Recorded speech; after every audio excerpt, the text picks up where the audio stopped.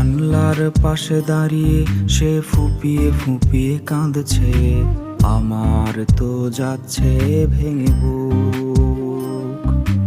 ভেঙে গেছে তার সংসার, ফিরেছে বাপের বাড়ি, অর্থ দিয়ে কিনতে পারেনি সুখ।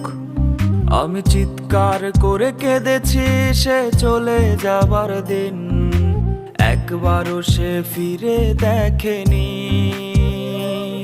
ও মরে গেলেই সব কষ্টের হয় না সমাধান, 7-5 ভেবে আমি মরিনি।